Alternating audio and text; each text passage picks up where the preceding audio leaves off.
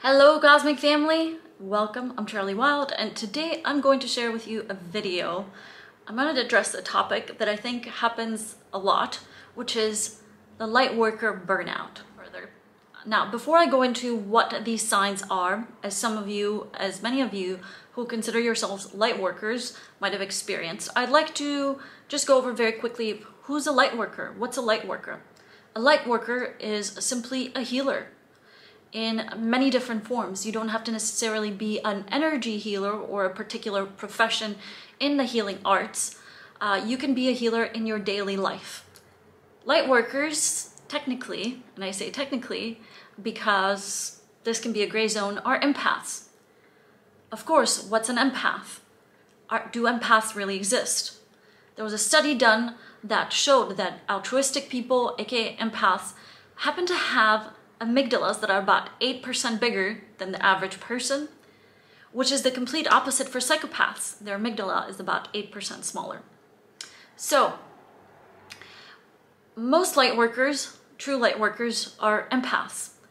And empaths tend to be highly sensitive people, and they, unfortunately, if they were raised in families that were abusive and they had traumatizing experiences, unfortunately for empaths, that can really make their life experience very difficult, because when you take a highly sensible person and you add trauma to it, it's basically a recipe for disaster. But it's also a recipe for incredible healers, because if you're somebody who is a highly sensitive person, if you're somebody who's an empath and you've experienced trauma and severe pain and abuse in your youth and you've done the work, wow, the value that you can bring to the world is powerful.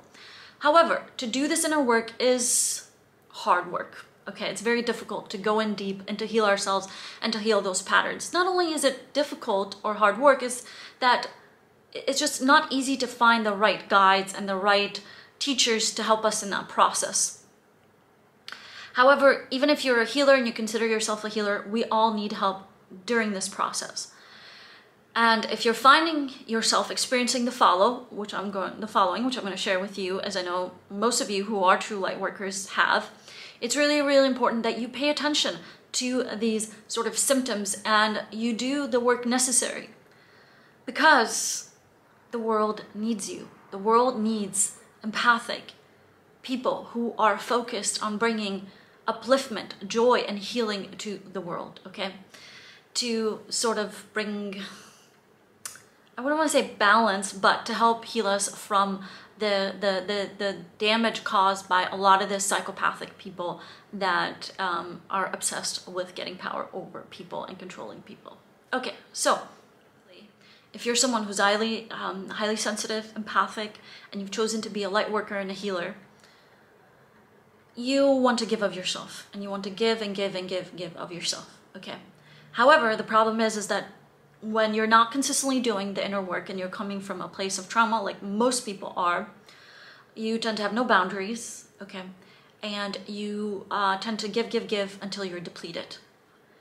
And this sense of depletion manifests in different ways. It manifests physically, mentally, emotionally, and spiritually. Physically, you start to feel low energy. That's an obvious one. Dizziness is another one, okay? Because you start to not feed yourself in good ways, all right? And your sugar and blood levels are out of whack, your hormones are out of whack. Sometimes people experience hair loss, and you begin maybe heart palpitations if you're starting to get a lot of anxiety, okay? But what does this mean physically? But what does this mean psychologically? Psychologically and emotionally, you have a lot of repressed anger, and behind closed doors, your attitude can be really bad. And behind closed doors, what do I mean with this? Especially with the people closest to you, you tend to project a lot of that repressed anger and resentment. You start to blame them. And it can be difficult when we haven't done a lot of the inner work to take responsibility for how we put ourselves in this position in the first place. Okay, because nobody else can fill our cup for us, and other people can't read our minds. Which brings me to the next point, that if you have difficulty communicating your needs, okay, sometimes people come into your life and they want to help you. They want to be there for you in whatever way they can. But when we are not used to being in an environment where our basic needs were met, and I don't mean just physical needs, but I also mean emotional needs, then we don't know, first of all, what our needs are. But when we do become aware of them, we don't know how to express them with others, all right? So oftentimes when it comes to communication, you'll feel a tightening in your throat, like you'll feel stuck here, because it's very hard for you to communicate your needs, okay? Now, another tricky, and this is very tricky part that happens, is that good things are coming into your life, good people, people that want to help you, but you can't see it because your cup is being depleted, you're feeling physically, emotionally, mentally weakened, and then you become upset with these people. You'll find things wrong with them, and you won't know how to be gracious and see the opportunities in your life and see that the good people that are coming into your life. This can be very dangerous because this is a point where we can screw up good relationships. And sometimes people, they're just not going to come back to deal with you if they notice that, wow, like I've really lashed out at them, when instead I should have taken self-responsibility for not filling up my cup, from not addressing my own issues, and instead worked through that, filled up my cup, set boundaries, communicated my needs, and then basically had been able to really feel like, well, a healthy, integrated person. And so this can be very hard. So if you're noticing yourself experiencing these different symptoms, okay? If you're just noticing, oh, something's off, I'm feeling, I think it's especially repressed anger and rage, when you feel it bubbling up, that's an indicator. It's good. It's letting you know something is off, and it's up to you. Now, that doesn't mean that you have to do it by yourself. Especially for light workers and healers, this is hard because you're used to doing this for others. You're used to saying, hey, I'm offering you wisdom. I'm offering you source energy, channeling it through my body. But that means that you also need that for yourself, because it's not easy, okay? It's not easy to be a healer and to give of yourself so fully. So what do? Well, there are obviously physical things that you must do, like nourishing your body, hydrating your body, okay? And making sure your hormones are balanced. This is a big one, especially for ladies, but also for men. This is a really, really, really huge one. Sometimes when we're younger, oftentimes we can sort of use and abuse our bodies, but as we get older, we have to become more aware, more mindful, you know, of all the different things going on within our systems, and to realize that we have to nourish our bodies in a very nuanced ways. We can't just, you know, eat whatever, do whatever physically. We must really notice those little signals our body is sending us so we can feel nourished and healthy. Emotionally, now I'd say this is even harder than the physical part, is doing that inner work and be willing to reach out for help. If you're not sure who to reach out to, it's okay. Don't stress out about it. Just put it out there. Universally say, hey, you know what? I would like guidance. I want to feel replenished and healthy, and I want to figure out what's going on, and put it out there, and you'll be surprised how Source is going to answer you, how God is going to bring into your life those people that exactly will help you learn the lessons you need to learn, and also offer their wisdom and assistance to you. I'd say that this is the biggest thing.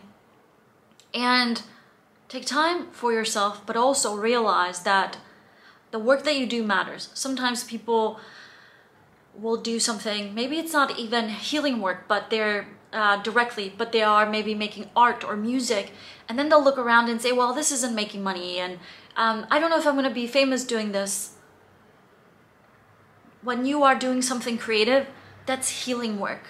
Not only it can be healing work for others, but it's healing your soul, and that is, and your mind and your connection to spirit, and that is important. We have, in this world that we live in, we've really stripped a lot of the sacredness out of it, all right, and a lot of those healthy rituals to keep us connected to spirit. And it's very, very important that we recognize this, and we redesign our lives in such a way that sacredness and divinity and wisdom are a huge aspect of it. And that comes when we are in service. okay? And being in service can be in different ways. Being in service can be making a meal for your family. Being in service can be taking care of your family, and that's enough, all right? We don't necessarily have to do more. It's just about finding those things where you really realize, wow, I'm in service. And through this service, I'm also getting replenished myself, okay? And recognizing that what you are doing is of value. And also taking that time to replenish, however that is. Spending that time with your family, okay? Those having those moments, you know, I noticed this as a new mother that sometimes I can be so busy taking care of my daughter that I noticed, especially this in the beginning, when you're overwhelmed because it's a brand new experience, and living nomadically adds its own challenges. But I noticed that, oh, if I just take a few moments every single day, and this is so key, not just for myself, but for my daughter, to really connect, to really play, to really cherish these moments, that is so replenishing. That makes up for all the other things that must be done, that you must do as a mother. And I know a lot of you watching this video are not only are caretakers, but maybe you have jobs and you want to do well at your job, but sometimes you get so caught up in doing instead of taking a few moments and saying, hey, this is cool. I'm grateful to have this opportunity to do this, and this is fun. And take a few moments to enjoy that work that you're doing. Whistle while you work, right? So it's important to infuse our daily life with joy and gratitude, to also take that time to replenish ourselves, and to also take the time to visit those painful moments. And those painful moments, what that means is to revisit those painful patterns that we do that keep us from experiencing our life in a more joyous way, okay? That is so important. I know sometimes we're saying, I don't want to face it, but we've got to. Thank you so much. I hope you enjoyed this message. If you did, make sure you give this video a thumbs up, you share it, subscribe for more of these messages, and be blessed.